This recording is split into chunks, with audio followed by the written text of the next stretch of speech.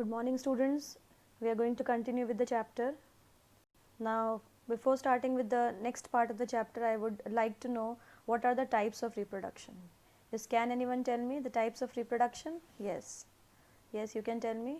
It is asexual reproduction and sexual reproduction. Now can you tell me the differences between asexual and sexual reproduction? Yes, anyone? Very good.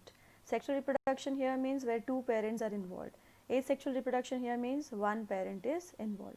Now this is the basic difference which all of you know, right? Now we will be studying more differences between them in the next slide.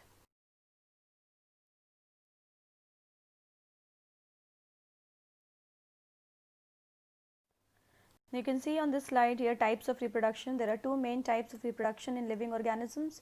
They are asexual reproduction and sexual reproduction. Asexual reproduction is reproduction in which new individuals are produced from a single parent. Only one parent is required.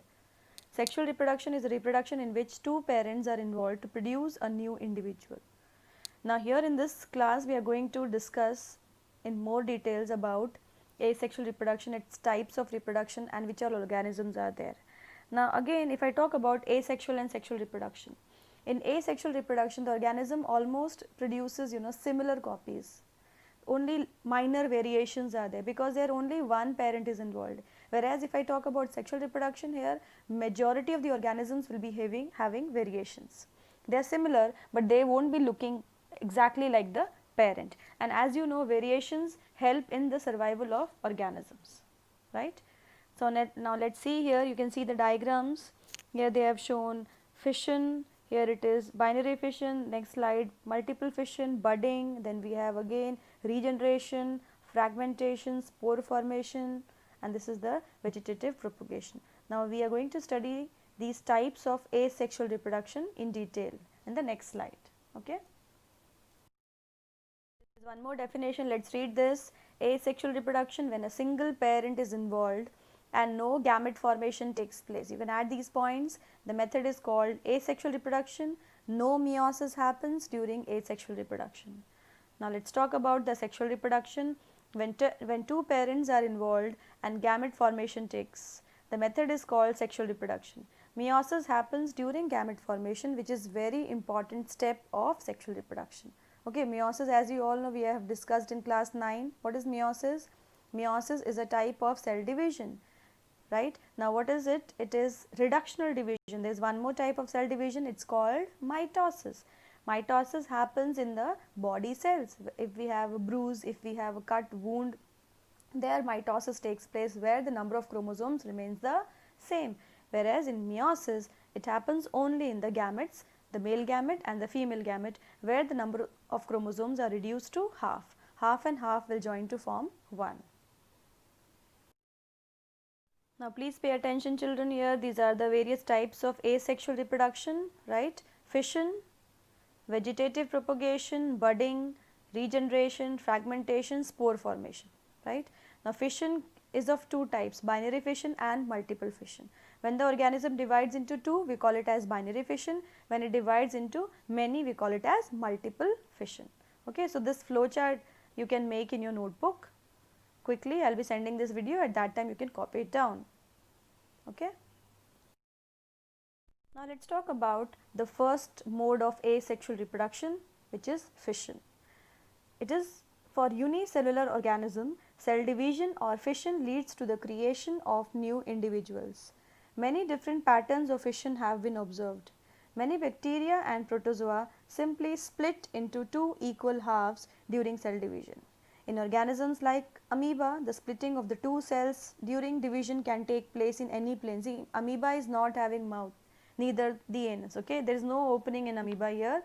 So what will happen? The amoeba can split into two. That means amoeba is undergoing binary fission, where it divides, and then here it can be from any plane, any side. Whereas if I talk about another unicellular organism, which is known as Leishmania, which causes Kala Azar. It has a whip-like structure at the end of the cell. In such organisms, binary fission occurs in a definite orientation in relation to these structures. It is very important. There can be a 2-mark question. The difference between amoeba fission as well as Leishmania fission. So you have to copy this from the textbook. Remember, in Leishmania it is happening in a definite pattern because it is having a whip-like structure, whereas in amoeba it can be from any angle. Whereas if we talk about malarial parasite, right, Plasmodium, it divides into many daughter cells simultaneously by multiple fission. You can see in the diagram it is shown, it is cyst formation, there is a covering, you know, and the nucleus is dividing into many daughter nuclei, and then cyst will open when the favorable conditions are there, and these daughter nuclei will come out and they will develop. Yeast is also, you know, showing buds that separate and that grow further, that we saw. Now, let us read this. Fission is an asexual reproduction by which a unicellular organism divides and forms two or more new individuals. Fission is of two types. How many types? Two types. They are binary fission and multiple fission. Binary fission. In this method, an organism divides and forms two individuals. First, the nucleus divides and forms two nuclei. Then the cytoplasm divides, remember the steps, and forms two daughter cells, example amoeba and paramecium, etc. Let us talk about the multiple fission. In this method, one organism divides into many daughter cells, example Plasmodium, that is malarial parasite. We have discussed this, just pay attention. If you have not understood, please ask me. Now, let us add more points to multiple fission, which I have told you. When conditions become unfavorable, that is food, moisture, proper temperature, etc. are not available, this is the preferred mode of reproduction by unicellular organisms. The organism develops a thick coating around itself and we call that coating as cyst, CYST. The cyst helps the organism to tide over the bad phase, as I told you in the previous slide, that when favorable conditions will be there, the cyst will break and the nuclei will come out. The nucleus divides into several nuclei and each daughter nucleus is surrounded by a membrane. When favorable conditions return, the cyst dissolves or breaks down, releasing the daughter nuclei. The daughter nuclei in turn grow into new individuals. Plasmodium and entamoeba undergo cyst stage when they are not in the body of their prime host, that is humans. Now, entamoeba histolytica, here it is going to cause what? Amoebic dysentery in the humans. So, Plasmodium, you know, malarial parasite. So, they need a host. So, when they are not in the humans, not in the host, they undergo cyst stage. They remain in the cyst stage. Okay, children? Let us talk about the second method of asexual reproduction, and that is fragmentation. Now, please children come to page number 130 in the textbook. Let us read this now. In multicellular organisms with relatively simple body organization, simple reproductive methods can still work. If we talk about Spirogyra, which you have observed in 9th standard, it simply breaks up into smaller pieces upon maturation. These pieces or fragments grow into new individuals. Now, this is not true for all multicellular organisms. They cannot simply split, right, and they cannot divide cell by cell. The reason is that many multicellular organisms, as we have seen, are not simply random collection of cells. In fact, we need specialized cells are organized as tissues, and tissues are organized into organs, which they have to be placed at a definite positions in the body. In such a carefully organized situation, cell by cell division would be impractical. Multicellular organisms therefore need to use more complex ways of reproduction, right. So, what we are talking about? Now, we talk about the specialized cells. A basic strategy used in multicellular organism is that different cell types perform different specialized functions. This you already know. So, here once the Spirogyra matures, it is going to fragment, right, it is going to fragment, and each fragment is going to form a new organism, right.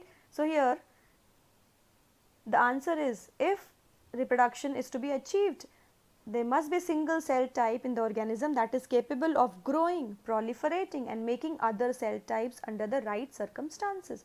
So, here it is a multicellular organism, it cannot simply split into pieces and it cannot develop, right, it cannot generate more organism. It has to undergo maturation. Once it matures, there are specialized cells which are going to form the new Spirogyra. So, this is fragmentation, the body splits, it divides into fragments and then it reproduces.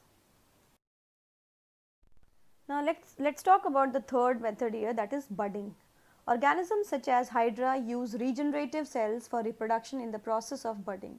In Hydra, a bud develops as an outgrowth due to repeated cell division at one specific site.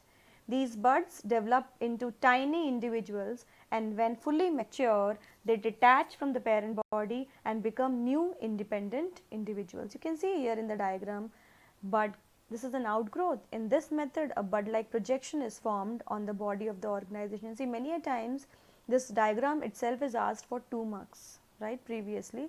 So, please step by step you should learn the diagram in yeast also as well as in Hydra.